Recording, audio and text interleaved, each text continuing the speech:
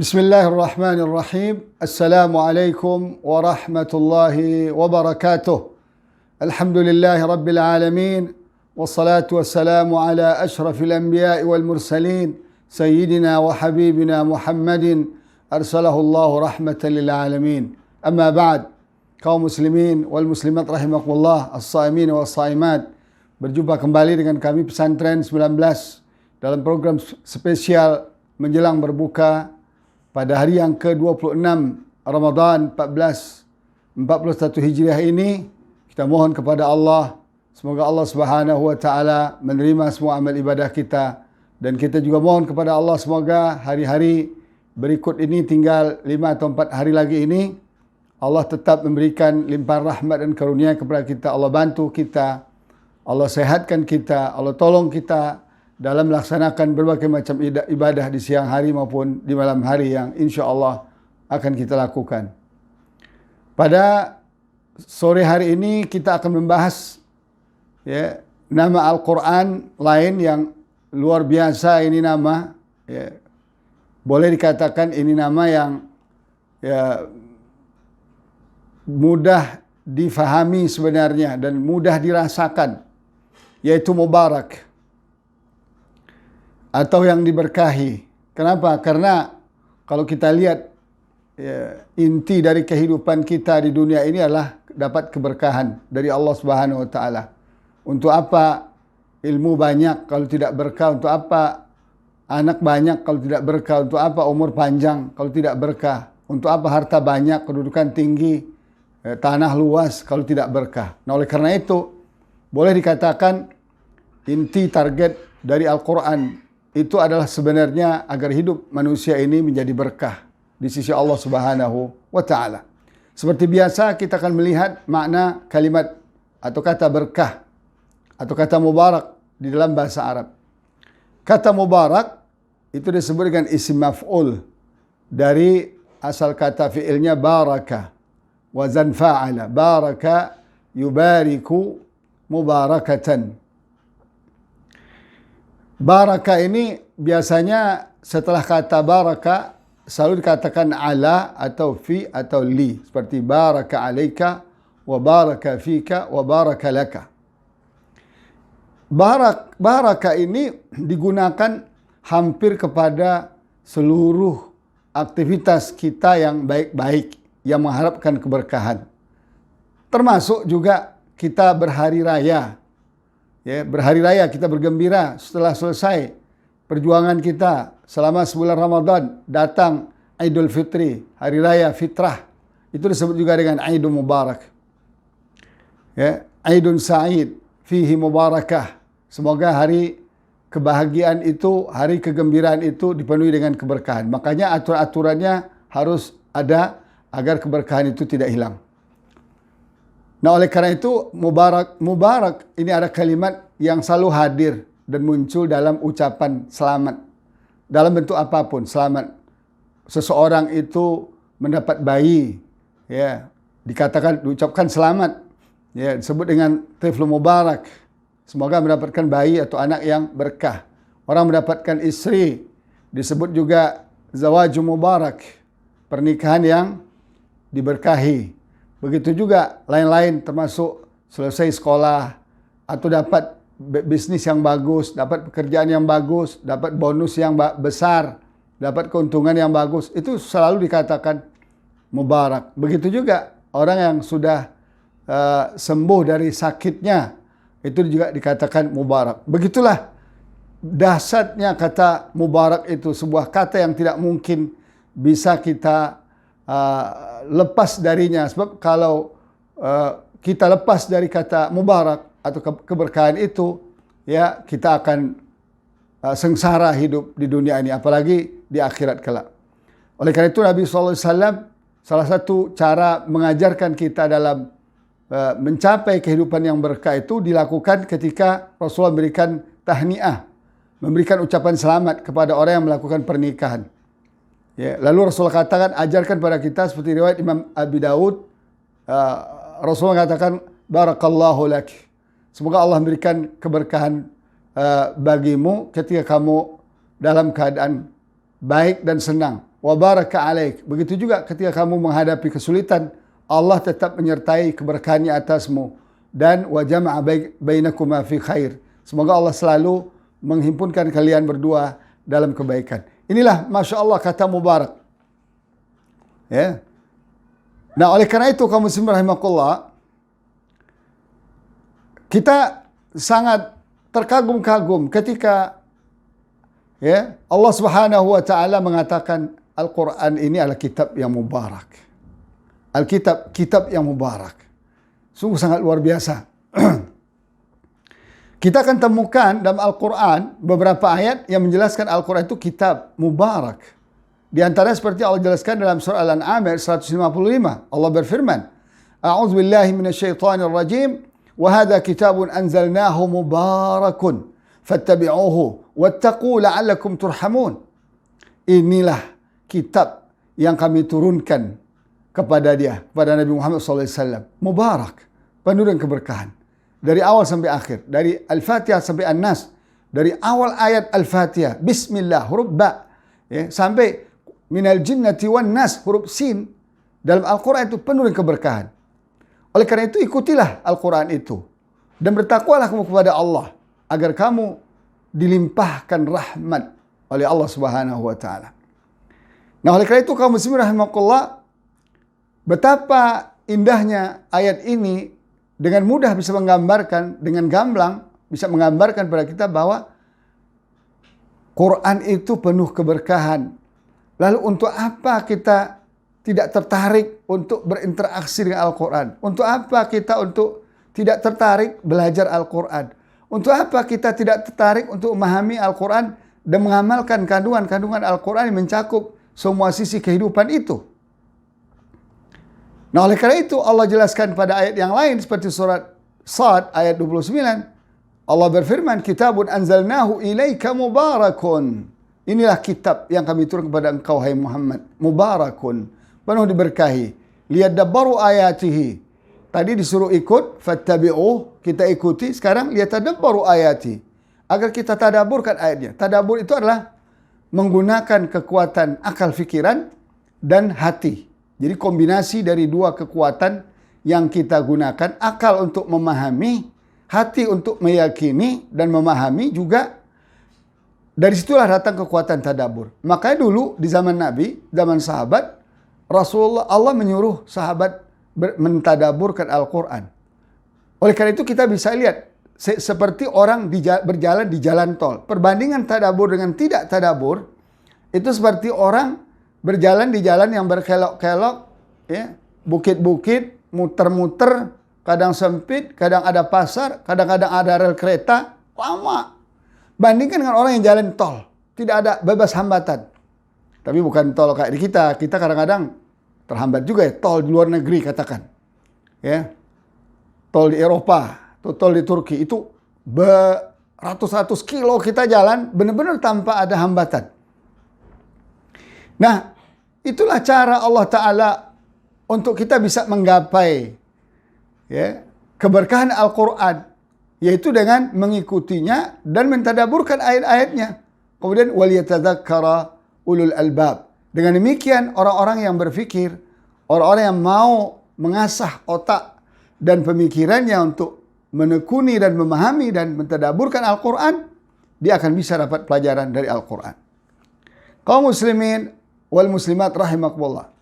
Kemudian kita temukan juga kata mubarak, ya, yang menunjukkan malam diturunkannya Al-Quran itu adalah malam yang penuh berkah. Ini subhanallah. Kenapa? Karena keberkahan Al-Quran. Itu disebut juga dari malam qadar. Jadi malam qadar itu malam yang penuh berkah. Inna anzalnahu fi lailatul qadar. Berapa keberkahannya? Inna anzalnahu fi lailatin mubarakah. Kami turunkan Al-Quran pada malam yang penuh berkah. Berapa keberkahannya? Khairum min alfi syahrin. Lebih baik dari 83,3 tahun. Bayangkan. Subhanallah. Keberkahan Al-Quran turun di waktu itu. Ketika Allah turunkan pertama kali dari Al-Lauhul Mahfuz ke langit dunia pada malam qadar, yaitu pada 10 terakhir Ramadan, ya, malam itu berubah menjadi malam yang penuh keberkahan, penuh value, nilai. Lebih dari seumur kita, dari umur-umur kita 83 tahun. Ya, kenapa? Karena sudah sering saya jelaskan bahwa mustahil kita bisa beribadah 83,3 tahun non-stop tanpa makan, tanpa minum, tanpa istirahat, tanpa tidur. Ya. Mustahil. Umur kita aja belum tentu sampai seperti itu. Nah, ini Allah berikan peluang itu kepada kita setiap tahun dan ada satu malam. Di mana ia? Pada 10 terakhir Ramadan. Makanya 10 terakhir Ramadan ini adalah umur kita, waktu kita yang termahal dalam hidup ini. Jangan sia-siakan. Karena penuh dengan keberkahan. Allah katakan, Inna Hamim wal kitabil mubin. Inna anzalnahu fi lailatin mubarakah. Hamim, inilah kitab yang mubin, yang menjelaskan segala sesuatu yang terkait dengan kehidupan manusia, kebutuhan hidup manusia. Inna anzalnahu fi lailatin mubarakah. Kami turunkan kitab itu, yang mubin itu, pada malam yang penuh berkah. Subhanallah. Bayangkan kalau Al-Quran turun semalam dalam hidup kita. Ya, malam saja bernilai lebih baik dari 1000. Bagaimana kehidupan kita? Tentu sangat luar biasa. Apalagi kalau tiap hari kita turunkan, tiap malam kita turunkan Al-Quran ke dalam diri kita, ke dalam pemikiran kita. Kita pahami, kita baca, kita renungkan. Ke dalam hati kita, kita yakini, kita resapi Al-Quran itu. Kemudian ke dalam kehidupan kita, anggota tubuh kita, mata kita, telinga kita, badan kita, kaki, tangan kita, semuanya Qurani. Bayangkan betapa berkahnya hidup kita. Kaum muslimin rahimakumullah, inilah yang hilang dari kita hari ini. Ketika Al-Quran hilang dari kita, dari diri kita, hilang pula lah keberkahan hidup kita. Ketika Al-Quran hilang dari rumah tangga kita, hilang pula keberkahan rumah tangga kita. Ketika Al-Quran hilang dari masyarakat kita, hilang pula keberkahan dalam masyarakat kita. Ketika hilang dari negara kita, Al-Quran hilang dari negara kita, hilang pula lah keberkahan dalam negara kita. Oleh karena itu, kaum muslimin rahimakumullah, Quran adalah kitab mubarak, kitab yang penuh berkah. Kemudian, kaum muslimin rahimakumullah, kata keberkahan lain juga kita temukan dalam ungkapan Allah Ta'ala mengajarkan salam. Nah ini, sini banyak yang salah paham.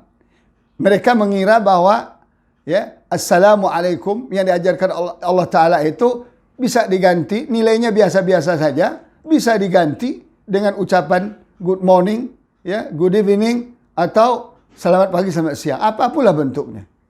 Enggak bisa, kaum muslimin rahimakumullah. Kenapa? Karena ini salam dari Allah Ta'ala. Salam ini penuh berkah. Maka Allah katakan, ayat surat An-Nur ayat 61, فَإِذَا دَخَلْتُمْ بُيُوتًا فَسَلِّمُوا عَلَى أَنفُسِكُمْ. Kalau kalian masuk ke dalam rumah, berilah salam, ucapkanlah salam. Itu at-tahiyatan min indillah. Ucapan salam Assalamualaikum warahmatullahi wabarakatuh itu, atau Assalamualaikum, itu sebuah penghormatan, ucapan penghormatan, tahiyah dari sisi Allah, mubarakatan tayyibah, penuh dengan keberkahan dan kebaikan. Subhanallah, kaum muslimin rahimakumullah. Jadi kenapa ada ide dari sebagian orang kita, orang Islam sendiri, bahkan dulu pernah dari tokoh Islam yang sudah meninggal itu, mau mengganti assalam dengan ucapan-ucapan lain. Pertama, assalam ini dari Allah Ta'ala. Yang oleh karena itu, assalam ini, Assalamualaikum ini dipakai di dunia dan di akhirat. Ya. Makanya dulu nanti malaikat ketika menyambut penghuni surga masuk, malaikat berkata, wa salamun alaikum tibtum fadkhuluha khalidin. Selamat sentosa bagimu dan baik kebaikan bagi kamu. Salam mubarakatan thayyibah, penuh dengan keberkahan dan kebaikan. Ya. Jadi tidak sembarangan salam yang diajarkan Islam, diajarkan Allah, diajarkan Al-Quran kepada kita, penuh kebaikan dan penuh keberkatan. Makanya salah satu cara Rasulullah SAW memotivasi kita untuk menyebarkan salam ini, Rasulullah katakan, ifshus salam ala man arabta wa man lam ta'rif. Sampaikan salam ini kepada kaum muslimin, tapi kepada muslimin saja, ya, baik kamu kenal dia maupun tidak kamu kenal. Katakanlah kita ke masjid, orangnya nggak pernah lihat, atau kita belum kenal, apalagi yang kenal, tetap kita ucapkan salam, Assalamualaikum. Ini ada juga sebagian orang kita salam nggak dijawab sama dia karena mungkin dianggap kita tidak satu mazhab dengan dia. Ini sangat-sangat keliru, kaum muslimin rahimakumullah. Kemudian salam juga kita lihat, keberkahan juga kita lihat ya, ketika Allah mengatakan bahwa mengungkapkan bahwa rumah Allah yang pertama kali dibangun di atas muka bumi adalah Baitullah Ka'bah di Mekah itu, yang kita tawaf di sekitarnya kalau pergi umrah dan haji itu. Ini juga rumah yang penuh diberkahi. Maka Allah katakan dalam surah Al-Imran ayat 96, Allah berfirman, Inna awwala baitin wudi'a lin-nasi lalladzi bi Bakkah mubarakan wa hudan lil alamin. Sesungguhnya rumah pertama yang diciptakan untuk manusia zaman Nabi Adam, ya, yaitu yang di Mekah itu. Rumah itu mubarakan, Ka'bah itu penuh dengan keberkahan. Bayangkan, saking berkahnya Ka'bah itu sudah dikelilingi oleh berapa miliar manusia. Seakan-akan Ka'bah itu punya magnet yang tidak ada taranya, tidak ada tandingannya di atas muka bumi ini. Padahal cuma bangunan segi 4 begitu aja. Dan diganti-ganti bangunannya. Dulu zaman Nabi Adam mulai hancur, kemudian dibangun lagi zaman Nabi Ibrahim. Kemudian dibangun lagi oleh pemimpin-pemimpin Islam. Setelah Nabi Muhammad SAW menguasai Jazirah Arabia, memimpin Islam, memimpin Jazirah dunia ini dengan Islam, dengan Al-Quran. Lalu dirubah-rubah, diteruskan oleh pemimpin umat sampai hari ini. Bentuknya nggak ada sesuatu yang sangat ajaib, nggak ada bangunan segi 4, ya. Kemudian dibalut dengan kiswahnya, dengan pakaiannya, dengan bertuliskan puji-pujian kepada Allah Subhanahu wa taala, salawat kepada Rasulullah SAW. Lalu kenapa kok bisa menarik orang bermiliar-miliar? Ya sekarang aja karena ada halangan corona, orang sedih menangis, nggak dapat umroh, nggak dapat haji, subhanallah. Apa yang membuat, ya, bangunan sederhana segi 4 ini bisa menyedot manusia ke sana? Itulah keberkahan yang Allah titip. Al-Baitul Mubarak, rumah yang Allah berkahi.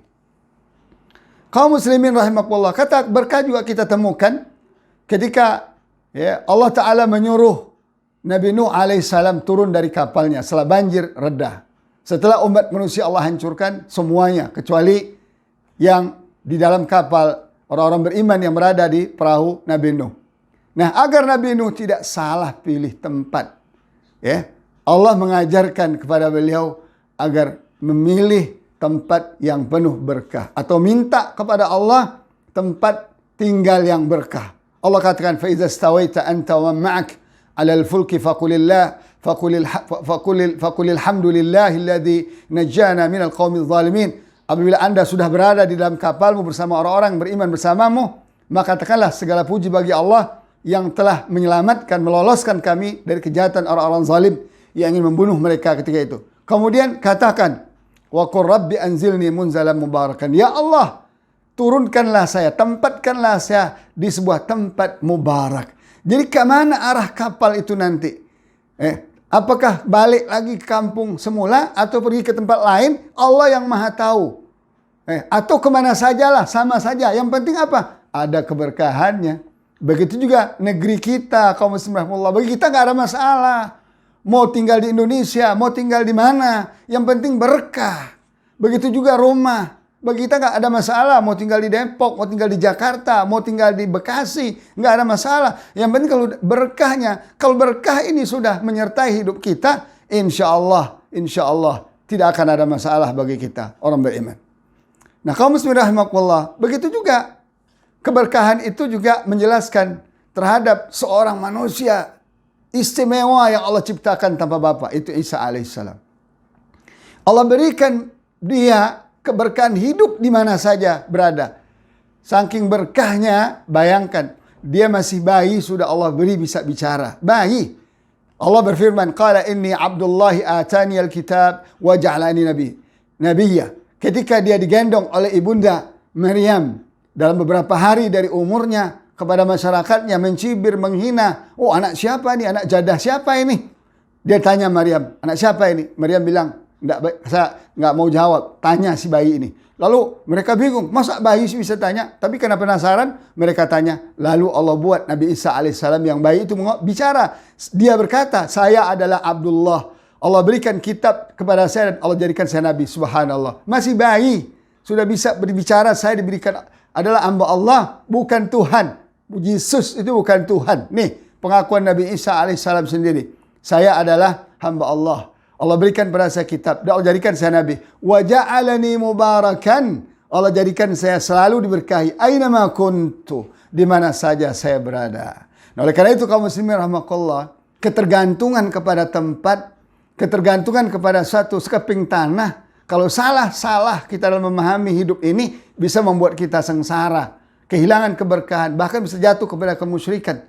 Oleh karena itu kita minta setiap negeri yang kita tinggali, di mana kita dilahirkan, minta agar negeri itu penuh berkah. Di mana kita tinggal, di rumah itu minta, mau rumah kontrakan, rumah sendiri, mau rumah tipe RSS, mau rumah gedung, mau rumah 100 kamar, mau di mana saja, mau di taman, mau di villa, di mana saja. Yang penting kita minta barakah kepada Allah Subhanahu wa taala. Karena kalau sudah barakah menyertai kita, insya Allah kehidupan kita akan berjalan dengan baik sesuai dengan keinginan Allah Subhanahu wa taala.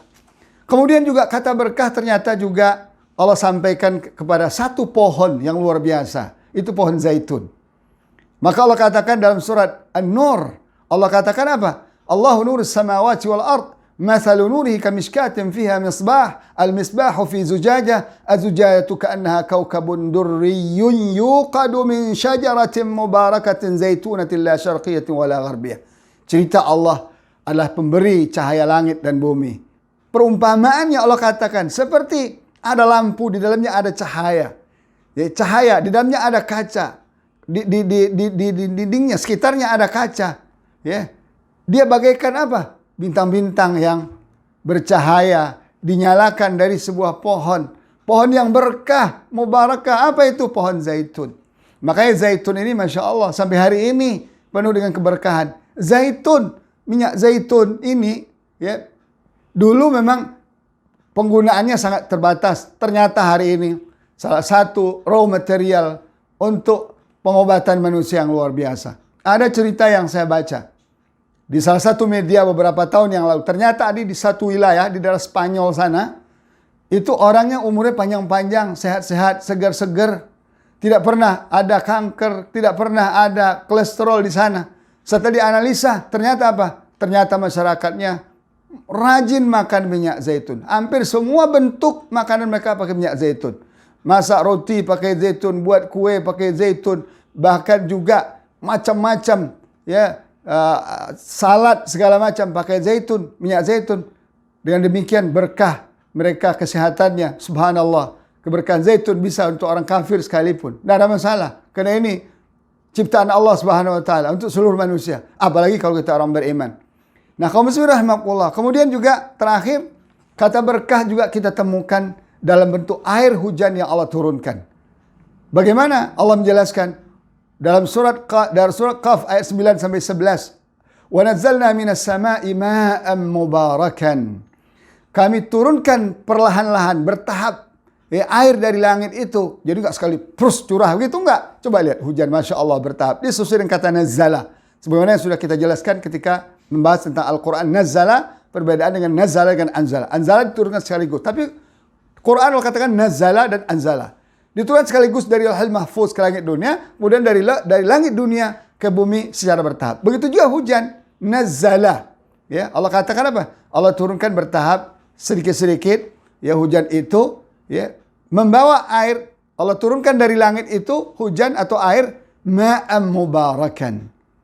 Ya, air yang penuh diberkahi. Apa ciri-cirinya? Dengan air itulah kami tumbuhkan berbagai macam bentuk tanaman-tanaman dan pohon-pohon sebagai kurma ya, yang menjulai, tandan yang menjulai. Ya, coba kita lihat. Ya, kemudian di dalam ayat lain juga dikatakan tanaman-tanaman yang lain, taman-taman yang menghijau dan sebagainya itu sebab keberkahan hujan yang Allah turunkan, rizqan lil ibad.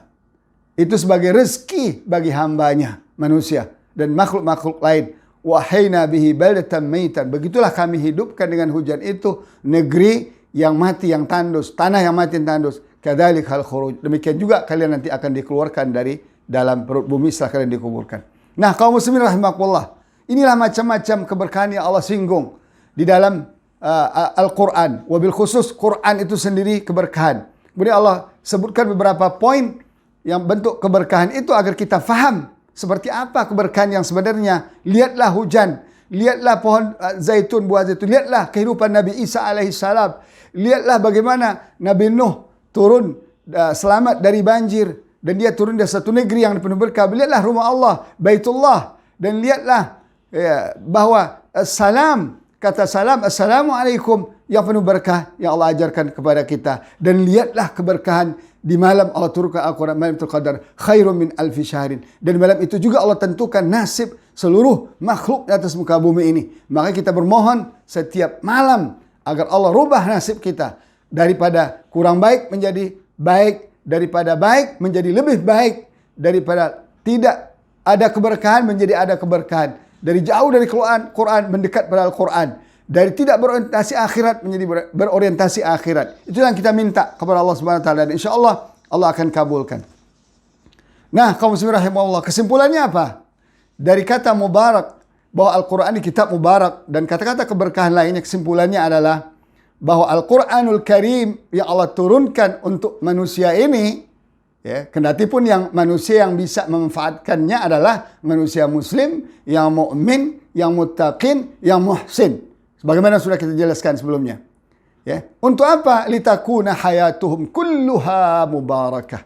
Agar semua hidup mereka, sisi kehidupan mereka keberkahan. Mata berkah, telinga berkah, lidah berkah, ya, hati mereka berkah, tangan berkah, kaki mereka berkah, badan berkah, bergerak berkah, diam pun berkah, tidur berkah, ya, bangun berkah. Di rumah berkah, di jalan berkah, di tetangga berkah, di masyarakat berkah, dan masyarakat pun ikut berkah.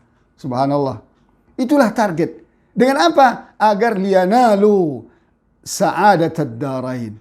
Agar mereka semua, Allah inginnya kita itu semua, manusia itu semuanya, meraih kebahagiaan di dunia dan di akhirat.